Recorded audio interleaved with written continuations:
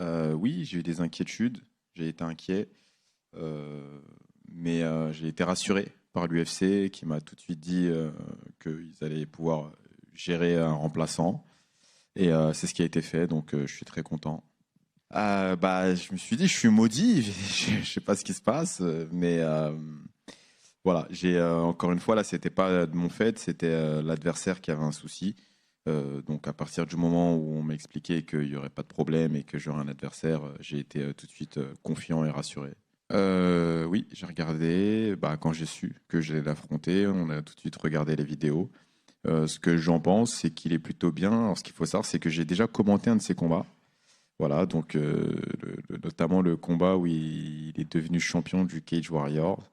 Je l'ai vu, je l'ai commenté, donc je le découvrais pas vraiment. Et puis bah, je l'ai analysé, je le trouve plutôt bon, c'est-à-dire que il est bien, il est réactif, il a un bon striking, plutôt puissant, il a des bonnes mains. Donc voilà, et puis en lutte aussi, il a une lutte pas mal, il vient d'un bon gym, le KO Bones, et il s'entraîne très bien là-bas. Donc je pense que je vais avoir de l'adversité samedi soir. On a changé quelques détails. Je pense que dans les grandes lignes, ça ressemble au précédent, à la précédente stratégie. On a juste changé quelques paramètres pour que ça puisse coller à Kaolan Lugran, mais globalement, voilà, ça ressemble un petit peu au match-up à la stratégie qu'on a pu mettre avant. Et puis j'ai déjà affronté des combattants de ce style-là, donc ça me dénature pas trop. Alors, il y a une partie qui a été équilibrée, il y a une partie que je vais modérer, mais quoi qu'il arrive, je vais continuer à faire exactement les mêmes choses, puisque je pense que ça m'a pas trop mal réussi jusque-là. Et je pense que je resterai dans la même lignée que ce que j'ai pu faire auparavant. Euh, Bon, sur le moment, oui, j'ai pas apprécié, forcément, je pense comme tout le monde, et j'ai pas compris même. Mais bon, depuis, il y a de l'eau qui a coulé sous les ponts, comme on dit, et je suis passé à autre chose. Dorénavant, je me suis concentré sur la performance, sur le fait de continuer à gagner en dehors de l'octogone. Et puis, je suis de retour à la maison, donc tout va bien. Bah, ce qu'on a un peu manqué en 2016, c'est que je finissais pas forcément mes combats. Ça a un petit peu changé avec le temps. Et c'est ce que j'ai envie de faire. J'ai envie de montrer que dorénavant, je peux battre mes adversaires avec la manière et que j'ai évolué dans mon MMA et dans ma vision du MMA. Donc, c'est des choses que je pourrais avoir envie de montrer effectivement à l'organisation. Je pense que cette sortie de l'UFC finalement et que du recul, elle a été bénéfique pour moi puisque j'ai pu grandir dans plein d'aspects de ma vie. Et du coup, alors je dirais pas merci de m'avoir de pas m'avoir re-signé en 2016, mais en tout cas, voilà, j'en ai profité pour faire évoluer plein de parties de ma vie, mon jeu du MMA, et je pense que je suis mieux préparé maintenant à faire carrière à l'UFC que je l'étais auparavant. Donc, pas de regrets et pas forcément de choses à prouver, juste voilà, j'ai envie de prendre du bon moment et puis de faire des beaux combats. Bah en fait, je pense qu'on peut avoir des ambitions, des objectifs, tout en prenant du bon temps. Les deux ne se sont pas opposés. Et effectivement, je suis encore jeune, je suis en pleine santé, je viens seulement de revenir à l'UFC. Je pense que tous les objectifs des combattants quand ils signent dans une nouvelle organisation sont les mêmes, que ce soit l'UFC ou ailleurs, c'est de devenir champion de l'organisation. C'est pas à l'ordre du jour, soyons réalistes. Mais voilà, j'ai dans l'idée de travailler dur, de m'entraîner dur et d'aller le plus loin possible dans cette nouvelle aventure. Écoute, cette question, on me l'a posée plein de fois et bah, encore une fois, je suis pas du genre j'aime pas trop que mon nom tourne dans des histoires et des polémiques. Et donc, je vais sauter mon tour pour celle-ci, mais ce que je peux te dire, c'est que bah, je suis parti parce que forcément, je me sentais plus heureux. Et je pense que quand on est quelque part et qu'on est plus heureux à l'endroit où on doit l'être, parce qu'on doit être heureux dans son gym, et bah, je pense qu'il faut s'en aller et c'est ce que j'ai fait. Donc voilà, je leur souhaite pas de mal. L'histoire va continuer de s'écrire pour eux. Elle sera juste sans moi. Et voilà, c'est tout ce que je peux dire à ce sujet. Mais il n'y a pas grand-chose même à rajouter. Je pense que les faits parlent d'eux-mêmes. Je suis parti et j'écris autre chose et voilà. Pas vraiment. Il n'y a pas vraiment de lien.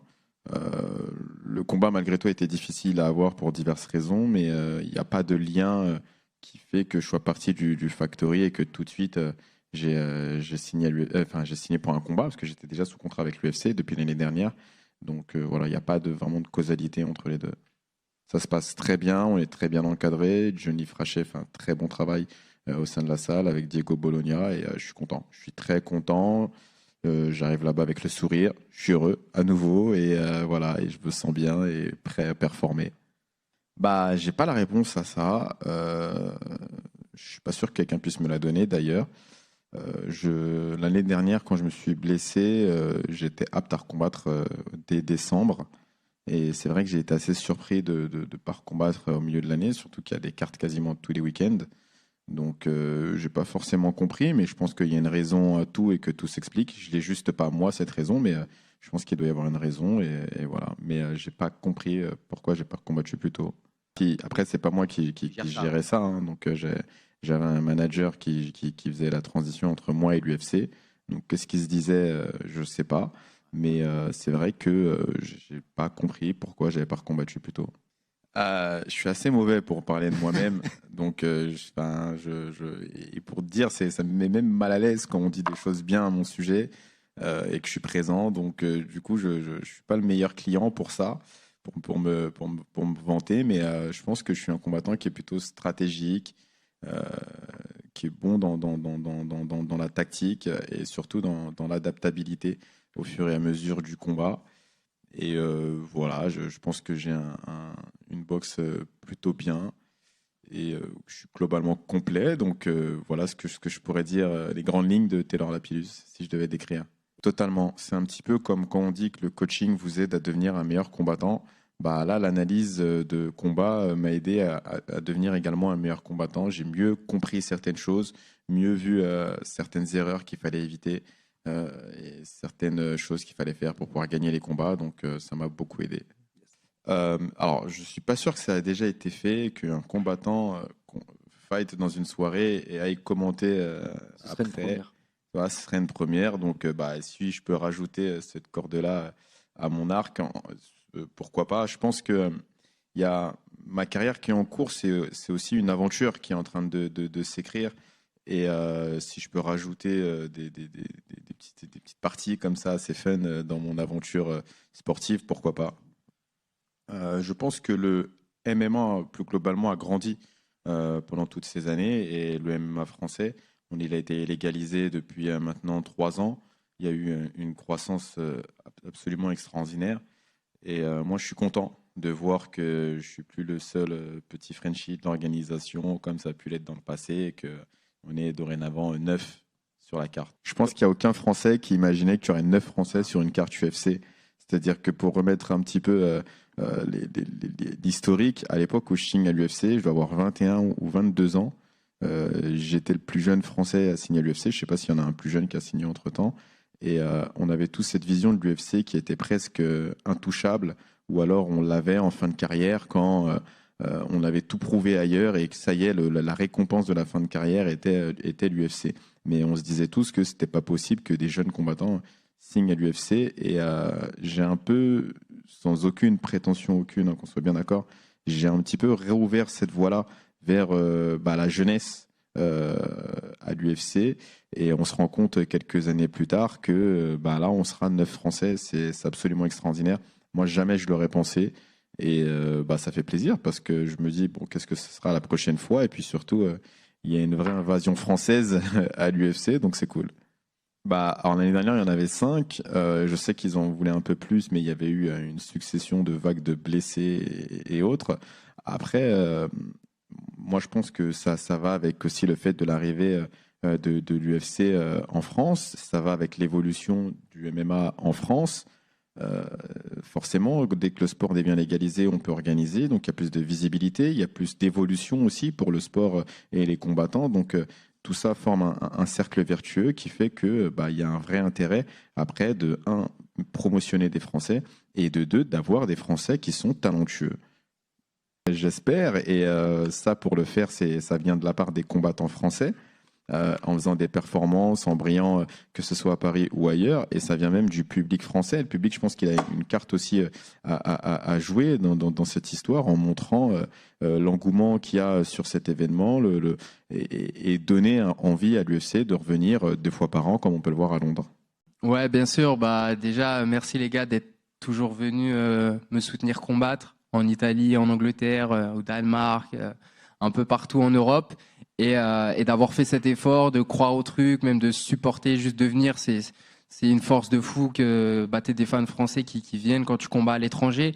Donc, je les remercierai jamais assez. J'essaierai samedi de leur rendre honneur aux fans de la première heure, quoi, qui ont toujours été là, qui ont suivi les vidéos. Donc, ouais, c'est gros merci.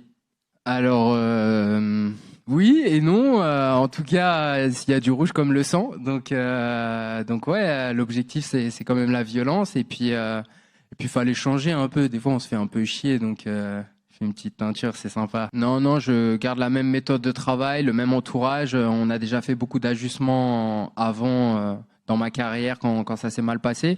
Donc là, je pense qu'on a trouvé vraiment la bonne recette. Et on va continuer à l'appliquer, puis à l'améliorer. Bien sûr, on est autocritique sur nous-mêmes et à chaque combat, on s'améliore. Donc là, l'objectif, c'est de continuer à travailler pareil et d'aller le plus loin possible en faisant le moins d'erreurs possible et en cherchant toujours à être meilleur pour le combat d'après. On bosse sur plein de choses. On dort pas sur nos acquis. Je m'entraîne toute l'année. Donc voilà. Non, il n'y aura pas de série ou de vidéo YouTube comme ça, Road to the Belt ou Road to quelque chose. Maintenant, si les fans ils veulent suivre, faut le suivre en vrai, pour de vrai, à travers l'UFC. Il y aura quand même des vidéos sur ma chaîne, etc., pour continuer à faire vivre le truc avec ma communauté. Mais maintenant, l'objectif, l'objectif, moi, je l'ai. Mon équipe a mon objectif, mais vous pourrez le découvrir que au fil des années, des combats. Du coup, ouais, bien sûr, j'ai été énormément sollicité. Donc ça a pu être compliqué à gérer parce qu'on n'a pas eu énormément de temps de préparation. Je sors d'un combat, je suis à l'entraînement tous les jours, donc on a eu énormément de sollicitations de petits médias. Donc on a essayé de faire au mieux pour répartir mon temps et passer sur les médias que mon équipe choisissait. Et moi, je me suis concentré sur le travail. Après, en ce qui concerne la couverture médiatique de l'UFC Paris, je trouve que c'est plutôt pas mal, mais ça pourrait être mieux. Ça pourrait être mieux. Il pourrait y avoir un peu plus de contenu, de choses intéressantes à voir pour les fans, d'insight, tout un tas de choses qui arriveront dans le futur, je pense. Ah bah là, je prends un super plaisir à être là. C'est super bien organisé. Je pense que c'est mieux que ce que je pensais, quoi. C'est vraiment tout est pensé. Bah, ça se voit que ça fait des années que l'UFC est là et que ils savent ce qu'ils font. Donc voilà, il n'y a pas de petits détails. Vraiment, les fighters, on est très très bien traités.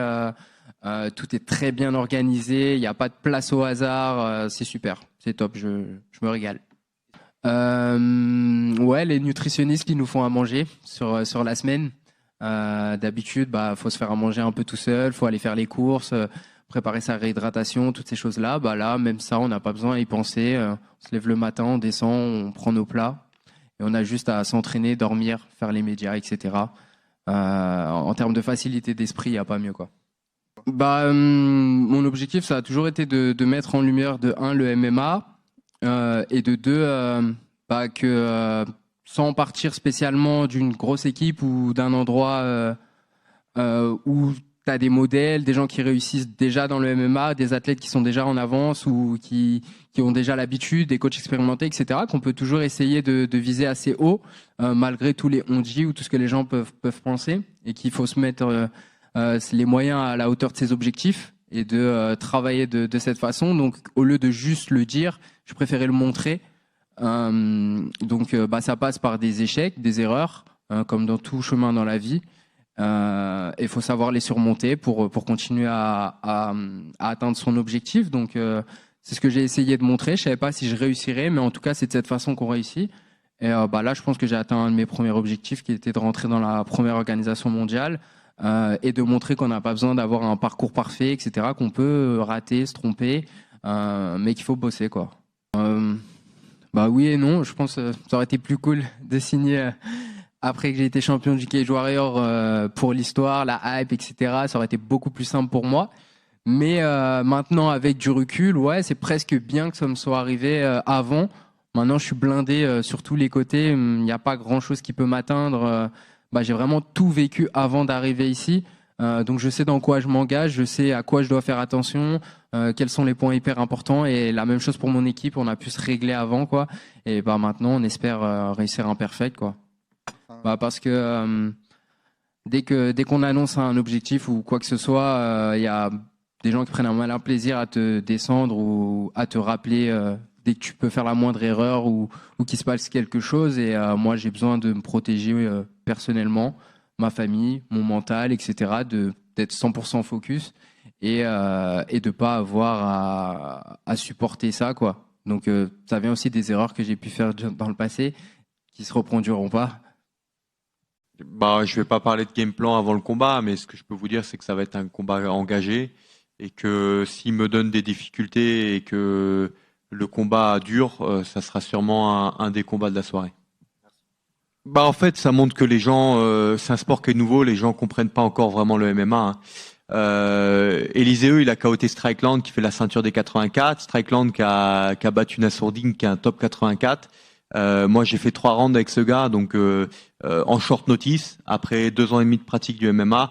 Donc, à moi de prouver en fait ce que je veux devenir, mais en fait, juste, il n'y a pas à réfléchir, juste regardez mes combats et vous verrez. C'est à moi de vous prouver que vous avez tous tort. Et j'adore le faire étape après étape, en vous donnant des combats spectaculaires. Après, il n'y a pas d'excuse à avoir, mais mon premier combat à Paris, les gens le savent peut-être pas, mais j'avais un staff, donc j'étais grandement diminué. J'ai failli annuler le combat plein de fois. Je me suis marié la semaine d'avant. Là, contre Bonfim, j'étais à peu près en bonne santé, donc on a vu ce que ça peut donner. Maintenant, à moi de vous continuer à vous prouver que c'est le chemin que je vais continuer à emprunter. Non, tout le monde. Je veux prendre tout le monde. Si jamais ça se passe bien. Et en fait, c'est une première. Ça, c'est à vous de spéculer. C'est les médias qui spéculent sur le futur, mais moi, ce que je vais donner à l'UFC, c'est un combat engagé. C'est un combat où où je me suis préparé dur et ça va être la guerre. Et en fait, en fonction de ce qui va se passer, les choses viennent naturellement en fait. Et moi, il n'y a pas de top 15 que je veux prendre plus qu'un autre. En fait, je veux prendre tous les top 15 et le mieux placé possible. En fait, je m'en fous. Si Fiziev est mieux classé que Gamrot, je veux Fiziev, etc., etc. En fait, la logique, c'est d'aller le plus rapidement possible vers la ceinture parce que je m'en sens capable. Maintenant, il faut vous le prouver, donc ça va passer par une bonne performance samedi. Non, je pense que Dana White, il a bien résumé l'époque dans laquelle on vit aujourd'hui. Il y a beaucoup de faiblesses et même à ce niveau-là, je ressens beaucoup de faiblesses. Donc, si t'es dur, en fait, t'iras loin. Il n'y a pas de souci à se faire là-dessus. En fait, j'en ai rien à foutre, en fait, parce que il est moins bien classé que moi. Donc, si je l'affronte, c'est que j'ai descendu dans les classements. Donc, c'est que ma situation est pas bonne. Et si jamais je dois le faire parce que je suis descendu, ça reste on reste dans le monde du combat. J'ai 2 bras, 2 jambes, l'adversaire aussi. Donc, tout peut arriver dans un combat. Mais mon but, c'est d'aller le plus loin possible. Donc, pour l'instant, c'est un monsieur qui est pas ranké devant moi. Donc, mon objectif, c'est d'aller chercher plus haut. C'est un mix des deux en fait. C'est un booster à certains moments du fight et c'est aussi quelque chose qui peut te déconcentrer ou t'amener à prendre des risques inconsidérés. C'est vraiment un paramètre à gérer et je pense qu'avec l'expérience, c'est quelque chose qui se gère de mieux en mieux dans une carrière. Mais ouais, clairement, après c'est quand même plus appréciable de combattre avec son public à domicile. Je pense que c'est surtout le top 20, le top 30 de la catégorie de poids. Ça reste quand même la Ligue des Champions. Donc, je pense que le classement Tapologie, je le trouve assez juste. C'est-à-dire que, globalement, les 10 meilleurs combattants de la planète, c'est ceux qui sont à l'UFC, dans le top 10. D'ailleurs, on le voit, un mec comme Olivier Aubin-Mercier, il va à la PFL, il prend le tournoi la première année, il se faisait taper par tout le monde dans le top 15 à l'UFC. Donc, ça reste la Ligue des Champions, je pense, l'UFC. C'est pour ça que j'ai envie de performer dans cette organisation. Bien sûr, la concurrence est féroce, mais je pense que c'est à l'UFC de continuer sur son chemin et de tracer sa route pour rester les numéros 1 indétrônables et de continuer à proposer aussi sportivement parlant les meilleurs combats et les meilleurs combattants possibles. En 70 kilos, c'est le mec le plus dur que je vais prendre de ma carrière. C'est un mec qui perd uniquement contre des gars qui sont dans le top 15 ou qui sont rentrés dans le top 15. Il a jamais perdu contre un mec qui a pas fait un aller-retour là-dedans. Joël Alvarez, il a été numéro 12. Makhachev champion, Ismagulov top 15. Benel Dariush top 5. Donc il perd contre des mecs solides. Donc clairement, c'est un combat dur. Et je crois doit être entre 16 et 18e sur Tapology. Moi, je dois être entre 20 et 25. Donc ça serait une avancée pour moi. Et ça me permettrait en fait, le gagnant de ce combat, je pense, pourra se permettre d'avoir un adversaire dans le top 15 suite à ce combat. Bah, c'est un combat entre les deux combattants du roadster qui ont le meilleur taux de finish. On a tous les deux à 100% de finish. Donc c'est un combat intéressant. Je pense qu'on va se rencontrer un jour dans le top 15. Mais si possible, on le fera dans le top 15. Parce que clairement, si je remporte mon combat là, j'aurai sûrement un top 15 derrière. Peut-être que lui aussi. Après, je sais pas s'il aura les armes pour lutter lui avec le top 15 parce que je vois des gaps dans son jeu.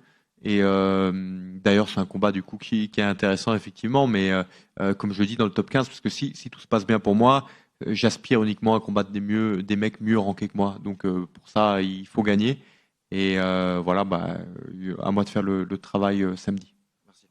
En fait, je suis toujours resté fidèle à moi-même et c'est ce qui me permet d'aujourd'hui de parler sans hésitation et d'être clair et je pense dans l'ensemble de mes propos de tenir un discours qui se tient. Et donc voilà, c'est quelque chose aussi avec l'expérience, bien sûr. On peut être pris au début par l'engouement de l'événement, mais aujourd'hui, je suis satisfait par ce que je fais, je suis heureux dans ma vie et je suis déterminé à continuer à avancer dans ma carrière. Moi, je suis sûr à 100% que si je fais un beau combat ce soir-là, je vais combattre pour la ceinture pour le combat d'après. Au vu des performances d'Erin Blanchfield et de Taila Santos, je suis sûr à 100% qu'après ce combat, je combattrai pour le titre. Non, pas du tout impressionné par sa victoire. Après, je m'y attendais un peu puisque jusqu'à maintenant, elle n'avait pas encore affronté d'adversaire de haut niveau. Donc là, on a pu voir son vrai niveau et voilà. Oui, j'ai été surprise puisque je ne savais pas qu'elle voulait monter de catégorie, mais voilà, j'ai tout de suite été intéressée par ce combat et je voulais ce combat absolument. Rose est une adversaire très connue, elle fait partie des meilleures combattantes pour moi, elle est dans le top 5 du meilleur combattant classé. Donc pour moi, c'est une fierté de combattre une adversaire et surtout une ancienne championne de la catégorie. Pour moi, c'est un premier gros test avant le combat pour la ceinture. Oui, c'est ça. Je pense que pour moi, c'est le combat parfait. C'est le combat qui me manquait dans ma carrière. J'ai affronté des combattantes solides, mais j'avais pas encore affronté une combattante aussi connue que Rose. Et pour moi, c'est une fierté, un honneur de combattre Rose. Oui, je pense que ça va être un beau combat. On va voir qui est la meilleure strikeuse. Après, je sais pas encore comment le combat va se dérouler, mais il y aura une belle opposition en striking, ça c'est sûr.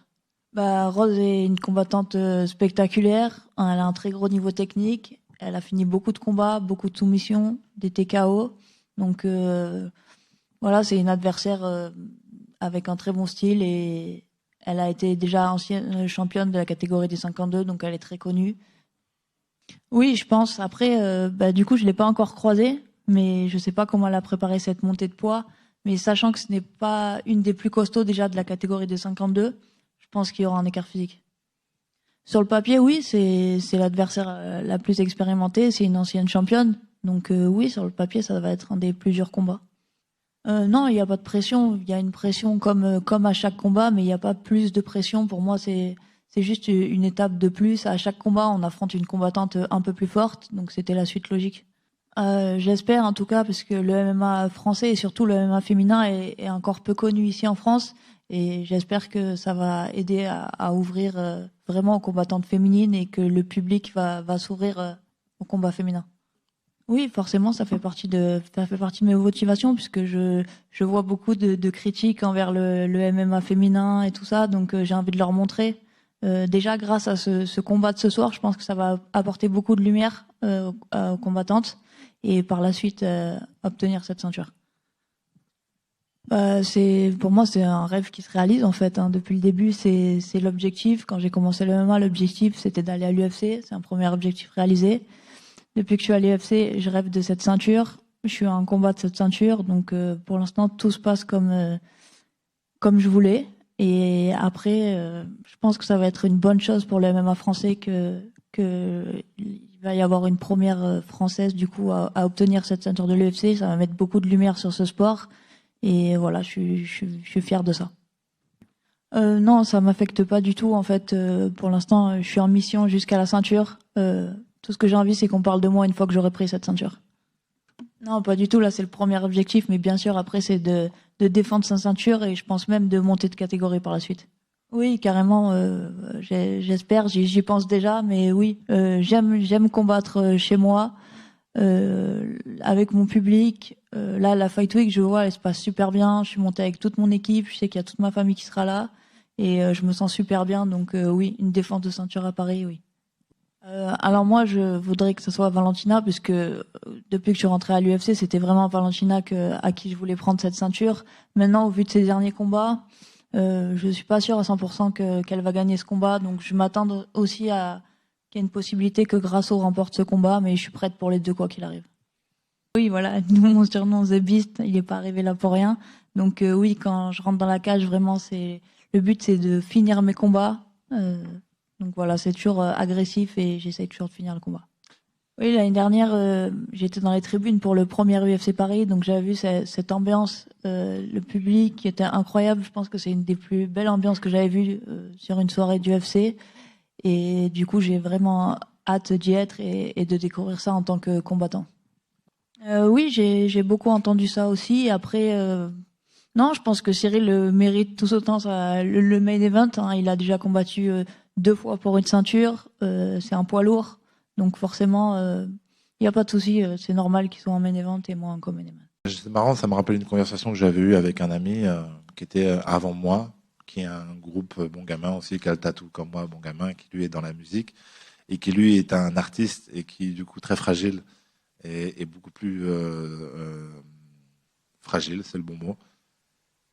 Et qui me disait, et pourtant on n'a pas vécu ce que moi j'ai vécu, mais qui avait peur de ça justement. Et il a vécu un tout petit peu, mais c'est différent parce que c'est la musique. Et il me disait, il n'a pas fait un burn-out, mais il a coupé un moment de temps avec son plaisir qui était de faire la musique parce qu'il avait peur de ça. Donc c'est des choses qui sont fortes quand même, tu vois, qui sont pas négligeables. Et ce qu'il me disait, c'est que parce qu'il sait que je suis quelqu'un de fort, il sait que toute ma vie j'ai eu des épreuves dans ma vie. Et il sait que je suis fort, à quel point je suis fort, et que j'ai jamais de problème, et que je me plains jamais, et que Cyril c'est toujours le mec qui est toujours heureux, qui n'a jamais de problème. Moi, j'ai jamais eu de problème dans ma vie, si tu m'écoutes. Mais il m'a dit ça, tant que tu le vis pas, tu sais pas. Tant que tu le vis pas, tu sais pas, tu vois. Et ça, on en a reparlé il y a pas longtemps. Tu te rappelles ce que je t'ai dit? Tant que tu le vis pas, tu sais pas ce que c'est, tu vois. Tu sais pas à quel point c'est compliqué. Et donc, c'est ce qui s'est passé. Donc, ça a été quelque chose, oui, de dur. Mais encore une fois, j'ai cette force-là de relativiser et de dire bon, calme-toi, tu vois, il y a quelques années, tu étais où? Tu vendais du meuble, tu faisais ci, tu faisais ça, calme-toi. Rappelle-toi, on a ressorti une vidéo. Il avait pris une vidéo de moi où on rigolait, il y a quoi? C'était juste avant mes débuts, où sur mon compte en banque, il y avait des sommes dérisoires. Il y avait des 5 euros par-ci sur le compte commun avec madame, il y avait des 16 euros, des choses comme ça, tu vois. Donc aujourd'hui, ça me fait sourire, tu vois, et je me dis, bon, relativise quand même, calme-toi. Oui, t'as perdu, t'as un compétiteur, ça fait mal. En plus, des fois, de ça, derrière, on peut te le mettre en plein visage.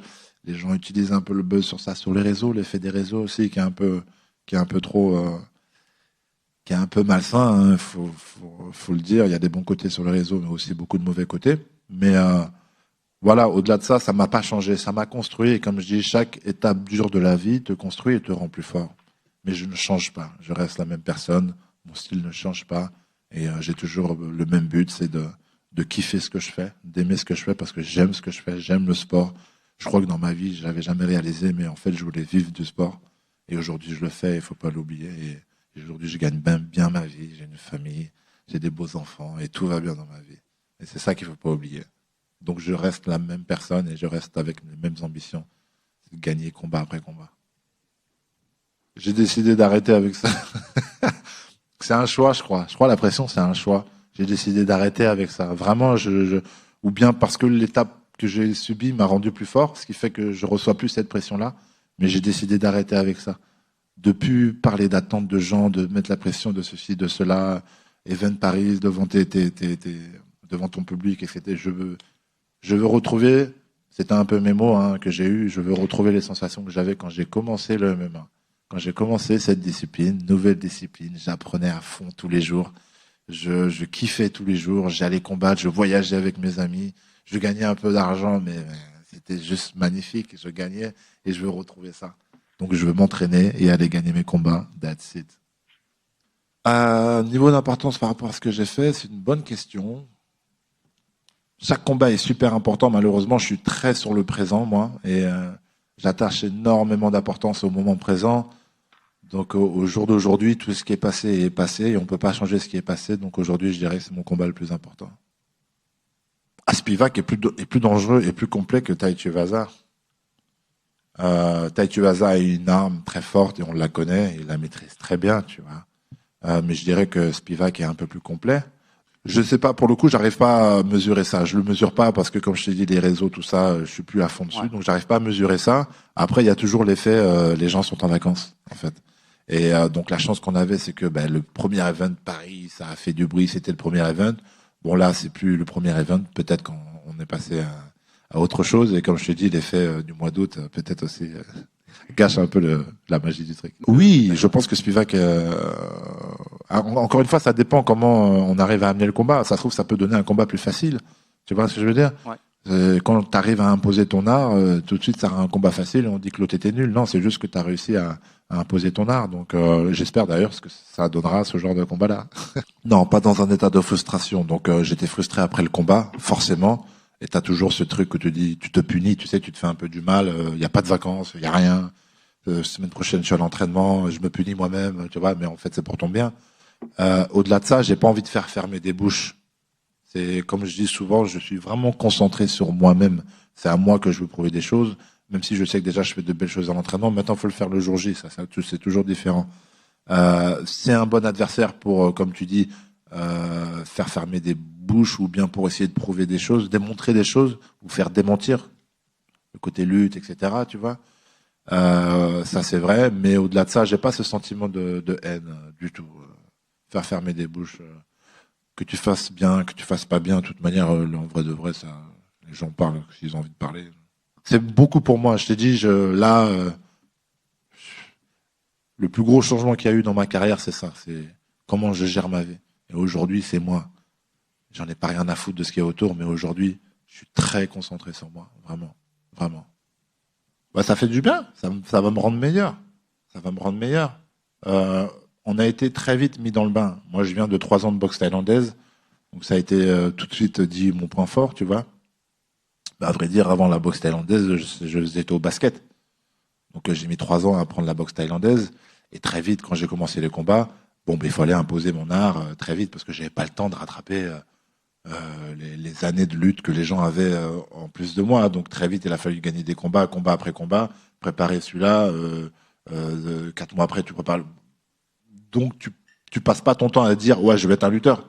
Tu comprends ce que je veux dire? Tu passes ton temps à te dire que, bon, les mecs sont plus meilleurs lutteurs, mais j'ai quand même 3 ans de boxe thaï, donc on va mettre ça en avant. Tu vois ce que je veux dire? Donc, ça a été toujours un peu le mindset. Mais aujourd'hui, je te cache pas que je suis quelqu'un qui apprend beaucoup et qui apprend de tous les sports, et j'ai pratiqué tous les sports. Je viens de la boxe thaïlandaise, de 3 ans de boxe thaïlandaise, mais je peux très bien m'inventer une vie et dire, j'ai du sang daguestanais et je deviens lutteur. Tu vois ce que je veux dire? Donc, c'est des choses, je sais que j'en suis capable. Je sais que j'en suis capable. Je suis un athlète, je suis quelqu'un d'assez intelligent. Et si jamais on s'amuse à axer, à dire, ouais, moi aussi, je vais être juste un lutteur, un pur lutteur, et à dire, j'oublie un peu mon pied-point, tu vois, parce que ça nécessite ça aussi un peu pour être très concentré sur ça. Je pourrais très bien le faire aussi, tu vois. Mais voilà, pour répondre à ta question, ça ne me dérange pas. Ça ne me dérange pas. Vraiment, ça ne me dérange pas. Ça va me rendre meilleur. Non, au début, tu t'attends pas à ça. Au début, tu fais ton truc. C'est vraiment le truc. Au début, tu fais juste ton truc. T'es là, j'ai commencé la boxe thaï, on m'a dit, viens essayer la boxe thaï. J'ai commencé, on m'a dit, vas-y, viens faire des combats. Et moi, gagner déjà 400 € avec un combat le week-end, je me dis, waouh, tu vois ce que je veux dire, j'ai un loyer à payer et tout, ça va m'aider, tu vois, je vais en faire un tous les mois, et puis ça augmente, t'es à 800 €, après t'es à t'es à 1002, 1005 et tout, putain, tu te dis, ouais, je vais faire des combats tous les mois, ça va être bien, tu vois, tu penses juste à ça, tu vois. Et puis, petit à petit, tu fais tes combats, et au bout de 3 ans, je croise la salle de Fernand, et à la base, je veux juste faire un peu de pied-point pour éviter de faire des heures de route à l'opposé de Paris, parce que j'habite de l'autre côté de mon club et tout, et il me dit, ben, à nouveau, viens faire du MMA. Je dis, ok, vas-y, tu vois. Pourquoi pas? Il me dit qu'on peut gagner plus d'argent. Je dis, écoute, moi, c'est ça que je recherche, tu vois. Et de fil en aiguille, tu fais ton truc, et puis d'un coup, on dit, mais c'est toi le porte-drapeau français, c'est toi le... Ah ouais, ok. C'est toi, ouais, ok, ouais, ça va. Pour l'instant, je suis confortable avec ça, j'ai pas de problème. C'est vous qui le dites, c'est pas moi, de toute manière, tu vois. Ça m'a. J'ai été fier d'être un peu le précurseur du mec qui a un peu, tu vois, tâté là-haut, tu vois. Je suis un peu le précurseur, c'est vrai, mais il y a eu des combattants avant moi, français déjà à l'UFC. Bah, malheureusement, je vais laisser ces gens déçus parce que je ne changerai pas. Je ne changerai pas. Ça, c'est une certitude. Je ne changerai pas. Je suis moi-même depuis que j'ai commencé devant les caméras, dans la cage, en dehors de la cage, les gens qui me croisent dans la rue. Et c'est mon identité, et c'est mon éducation, et c'est ma vision de la vie, tu vois. Et ça changera pas. Même si des fois les événements font que bah, tu changes un peu, je ferai tout pour que ça ne change pas. Ça ne changera pas.